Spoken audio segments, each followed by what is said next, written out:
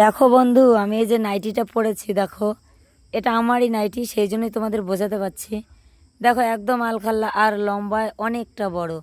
তো আজকে আমার গলাটা ভাঙা, ভালো করে বুঝে নিও কথাগুলো। তো কি বলো তো, অনেকেই ফিতা ধরতে জানো না, যারা নতুন নতুন কাজ শিখেছো, ফিতা ছাড়া অনেকেই নাইটি ফিটিং করো। তো সেই সিস্টেমটাই আজকে তোমাদের বোঝাবো। দেখো, আমি নিচের থেকে আঙ্গুল মেপে নিয়েছি। আমার কয় আঙ্গুল বলো তো? 4 আঙ্গুল মেপে দেখালাম। তো তাহলে আমি কাটবো না। দেখো, দু আঙ্গুল 4 আঙ্গুল, তার মানে একটা ভাঁজ দেবো আর একটা ভাঁজ দেবো, তাহলে কভার হয়ে যাবে 4 আঙ্গুল। তো 4 আঙ্গুল ছোটো হলেই আমার হয়ে যাবে। এবার তোমাদের যতটা ছোট করতে হয় আন্দাজ আঙ্গুল মেপে নেবে, তারপরে ভাঁজ মেরে দেবে। যদি কাটার দরকার হয় হাফটা কেটে দেবে আর হাফটা ভাঁজ করে দেবে। তো কারণ আমি কেন বলছি, আমার ছোট ননদ সেলাই করে, ও ফিতা না ধরেই অনেক কিছুই ফিটিং করে, কী বলে, কুর্তি, নাইটি। কিন্তু তবু সিস্টেমটা বোঝে না যে বারবার কেন মারতে হয়। বারবার না, একবারেই ফিটিং হয়ে যাবে। আমার যতটা সেটাকে আগে কনফার্ম করে নেবো যে আমি কতটা মারবো, কতটা ছোট করব। তো দেখো, তোমাদের সঙ্গে কথা বলতে বলতে আমি সাইড একটাই সেলাই দেবো, এখানে ডবল সেলাই দেবো না। আর যদি আমি না কাটি, কোনো কারণে যদি ছোট হয়, যেহেতু আমি ফিতা দিয়ে মাপিনি, তাহলে কি হবে বলো তো? এই যে ভাঁজটা দিয়ে যে রেখে দিলাম, আমি একটা ভাঁজ খুলে দিলেই কিন্তু আবার জায়গার জিনিস জায়গায় চলে আসবে। এটা একটা সুবিধা আছে। আর যারা ফিতা দিয়ে মেপে করো, তাদের তো কোনো প্রবলেম নেই, ফিতা দিয়ে মেপে রেখে দিলে, বাড়তিটুকু ভাঁজ মেরে দিলে কিংবা কেটে দিলে। তো যেহেতু ফিতা ছাড়া কাজ করছো যারা, তাদের ক্ষেত্রে বলছি, তারা একদম একটু বাই চান্স একটু ছোটো বড়ো হলে সেটা আবার খুলে ঠিক করে দিতে পারবে। ওই জন্যেই আমি এটা না কেটে দেখালাম তোমাদের ডবল ভাঁজ দিয়ে।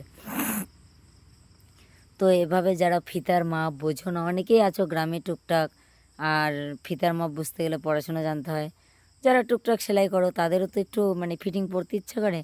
তো সেই সিস্টেমটাই তোমাদের এই ভিডিওটাতে বুঝিয়ে দেব। তো দেখো, এই যে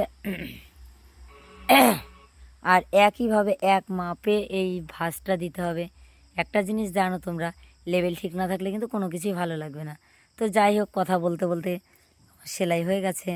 তো গলাটা আমার না খুব খারাপ, ঠান্ডা লেগেছে। এই দেখো, আমি ঘাড় মারছি 2 আঙ্গুল, কারণ ঘাড়টা একটু বড়, গলা নিচে হলে দেখা যায়। তো তাই আমি ঘাড়টা মেরে নিচ্ছি। আর ঘাড় খুব একটা মারা যায় না, তোমাদের আগেই বলি। বেশি করে মারতে হলে তো হাতা খুলে মারতে হয়। আর সেই ভিডিওটা আমি তোমাদের অন্য একটা ভিডিওতে দেখিয়ে দেবো। তো যাই হোক, আমি এই যে যেটুকু মেরেছি এটুকুই মারা যাবে।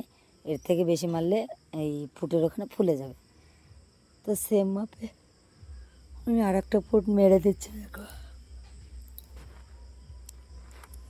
তো বারবার বলছি, ফুট কিন্তু অনেকটা মারা যাবে না, কম কম মারতে হবে, তবেই জিনিসটা পরা যাবে।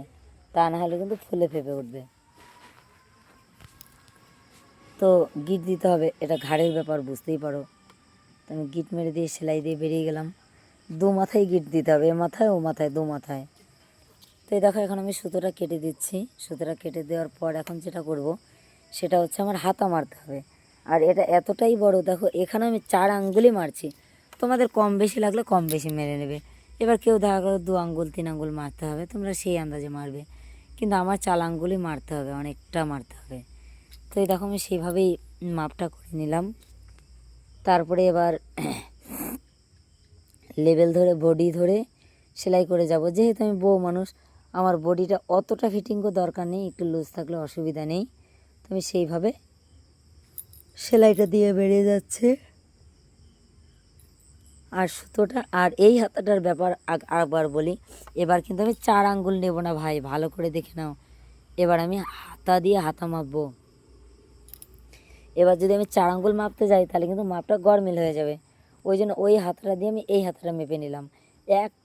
এক চুলও ব্যাস কম হবে না। আর যারা সেলাই কম বেশি জানো, তারা এই জিনিসটা ভালোই বুঝতে পারবে। কারণ আমরা যদি ফিতা দিয়েও মাপি না, সেটাও কিন্তু অপর হাতাটাই হাতা দিয়ে হাতা মেপে নেই, তাহলে সুবিধা হয়। তো কোনোটাই ছোটো বড়ো হবে না, একদম অ্যাকুরেট মাপ হবে। তো দেখো, সেমভাবে সেলাই দিয়ে এটাও বেরিয়ে গেলাম। তো অলরেডি আমার কাজটা শেষের দিকে। আর সুতোটা ছেটে নিয়ে বাড়তি কাপড় অনেকটাই ছেড়ে দিচ্ছি, এত বেশি রেখে তো কোনো লাভ নেই। তো এখন আমার এটা উল্টালেই রেডি হয়ে যাবে। তো তো তোমরাও এভাবেই, যারা ফিতের মাপ জানো না তারা এভাবেই মানে নাইটি কুর্তি সেটিং করে নেবে। তো আজকের মতো কতটা বুঝতে